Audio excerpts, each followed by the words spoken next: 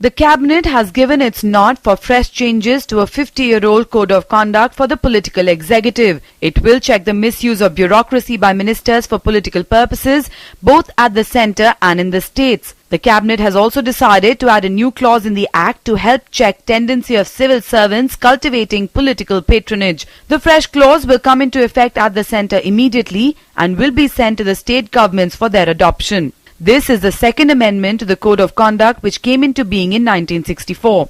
The Cabinet also approved the Central PAN Scheme Monitoring System. The system aims to set up an online financial management information and decision support system. It will keep a track of funds released under all plan schemes of Government of India. The system will link financial networks of central, state governments and the agencies of the state governments. It will also give real-time reporting of expenditure at all levels of program implementation through Treasury and bank interface.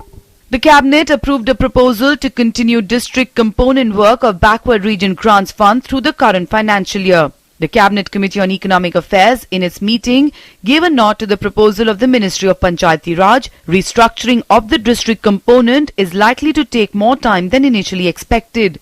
BRGF covers 272 backward districts in 27 states. Entitlement of each district is 1 crore rupees, and this is used primarily to build capacity for elected representatives and functionaries of Panchayati Raj institutions. The Cabinet approved the proposal of the Ministry of Power that the aforesaid deviant pay scales adopted for below board level executives with effect from 1st of January 1997 will not be regularized. Due to its non-regularization, CPSUs have not been able to adopt new pay scales on regular basis, which has come into effect from 1st of January 2007. The Cabinet decided that no recovery shall be made for the excess pay drawn from January 1st of 1997 onwards. The pay scales with effect from 1st of January 2007 shall be fitted after correcting the aberration in pay scales fixed with effect of 1st of January 1997. The decisions will be implemented within a month. Bureau Report, DD News.